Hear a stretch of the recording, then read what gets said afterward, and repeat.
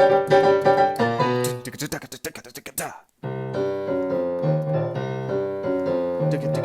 think it's time to see some cats. Get everybody their stuff together. Okay, 3, 2, 1, let's cast.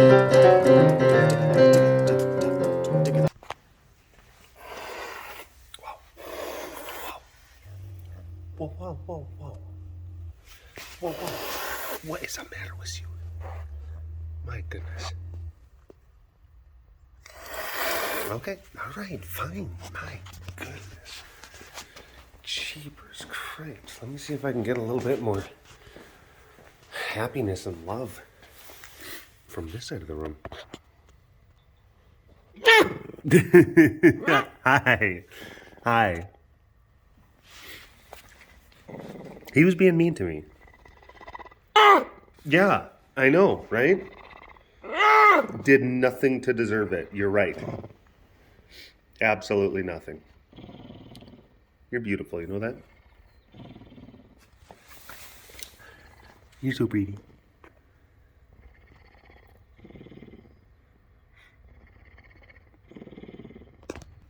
Okay, well, it makes sense that maybe he was a little bit extra hissy because he's got his lunch in there currently. So, yeah. Still, uncalled for amount and severity of hissing. Right? Hey, big guy. You know what I'm talking about. You get what I'm saying. Because you're a good boy. Even if you do party a lot.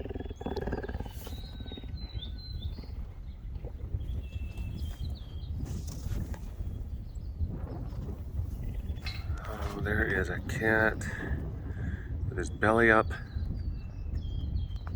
And I don't know. There's multiple layers of fence in between me and there. So then, yeah, I have to sit there and kind of calculate it in my head. Okay, it's going to take how much time to walk from here to there. And is the belly still going to be in a state of uppedness by the time I get from here to there? And also, he's going to notice me approaching. So then there's a proximity factor. People can probably sit there and say like, well, if you just start walking right now, instead of talking about it, you'd be able to experience the belly. Okay, because he's in a state of belly uppedness right now, but that can change the closer the Derek gets. That's how that works. Test it out.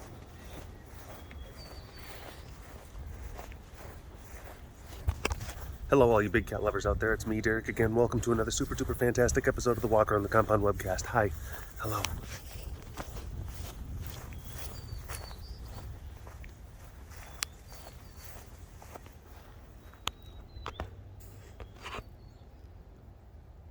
Ooh.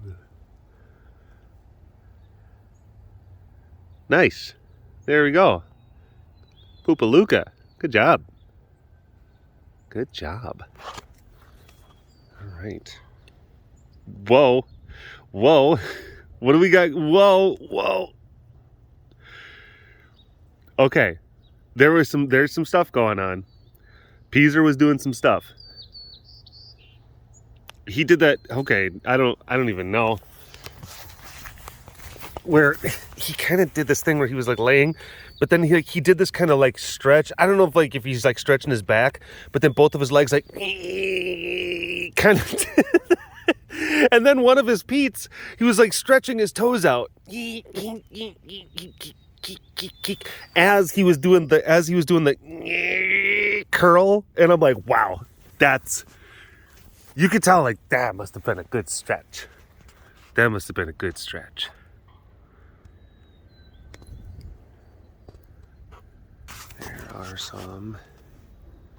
there's some chin stuff going on. Yep, over there. Chins. But then there's other tiger inside that pool. And then also, if we go to this side,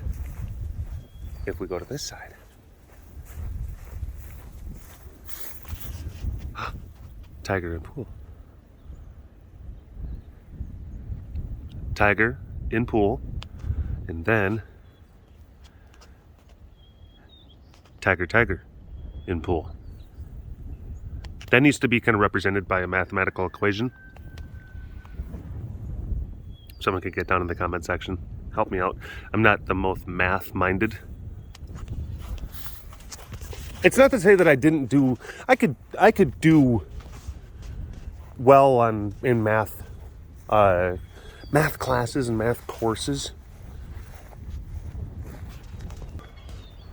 Like I didn't do terribly in math class, but it's just it was difficult to. Some people could like have like an ability to really kind of do certain types of calculation in their heads, and I didn't have the ability to do a lot of that visualization type stuff. But I could figure out, formulas and things as long as I was able to kind of write stuff down. And there was a lot of times where I would be taught, like, whether it be algebra things or whether physics, whatever stuff.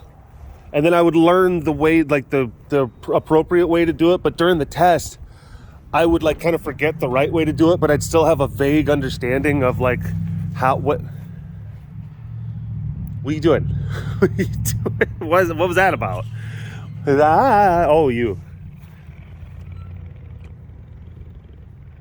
But yeah, it was like a lot of times during tests, I wouldn't exactly I would kind of remember some of the overarching kind of principles and properties of some of the math things, but then I would like get to the time when I would be like, oh, I think you're supposed to put this number over here, and then we're gonna do it. Was almost kind of like, oh, there's the right way to fix a car, and then there's the wrong way to fix a car, even though technically you got the engine to run, but like you crafted parts. You crafted parts out of tinfoil, and twist ties, and it's like, okay, I mean, props for ingenuity, and yes, technically it works, but this is not the best. It's okay, we're not the most safe and sound way to apply some of these principles, but begrudgingly, because the engine is running, I am gonna give you points. And it's like, yay, that's how a lot of my math career went. Malika. And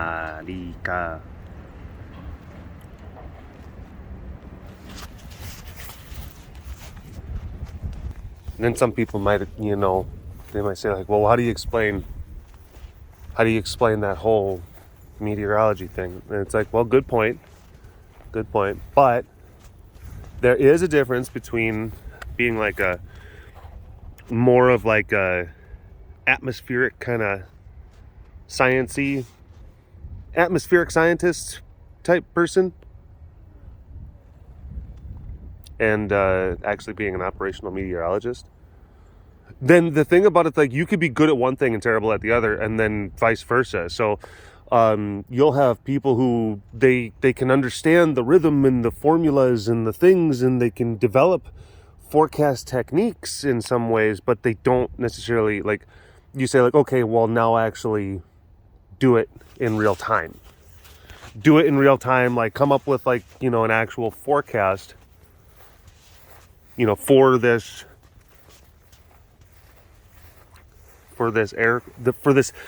airplane flight. And they're like, ooh. But then it's like, okay, you ask the operational meteorologist, like, okay, well, come up with some different kind of researched equations and stuff like that, and then they'll be like, ooh. So different kind of approaches to like a similar thing. Oh, she's in there. I don't even know. Can you see her? Yeah, there's some stripes.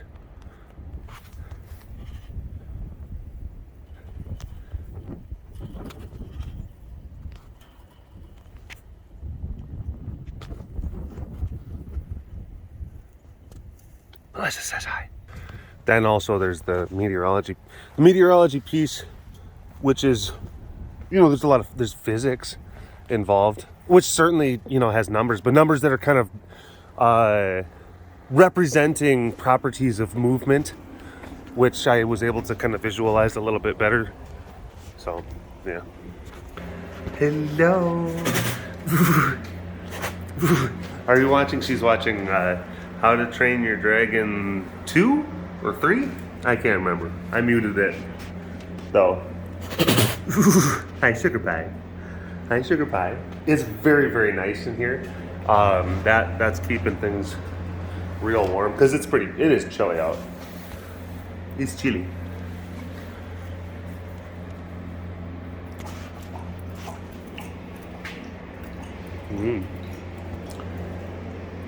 Oh, I didn't hit the pause button. It's nice. Like she doesn't play with the curtain. She's just like, okay, I could just kind of leave that where that's supposed to be, and I don't mess with it. And then it keeps everything in here like relatively, keeps the air from completely escaping, at least in this section, where most of this is kind of funneling into anyway. Hello. Hello.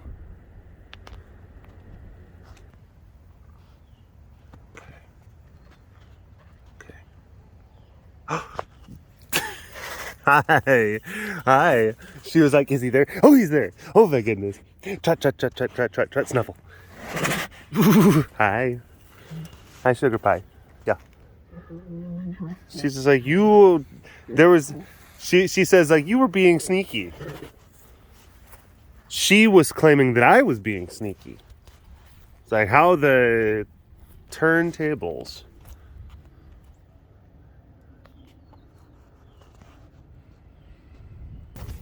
What are you doing? What are you doing? She'd run, leaping at the fence.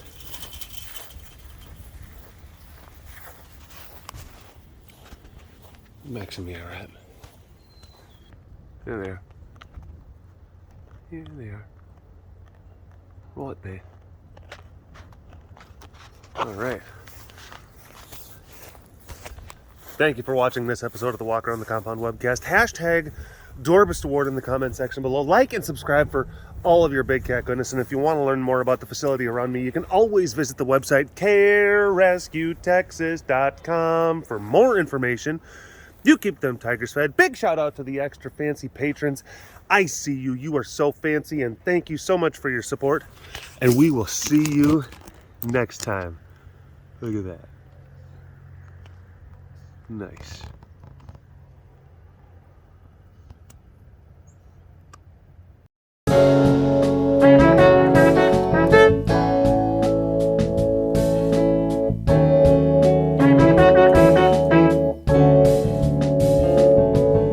The webcast is now over. Thanks for watching.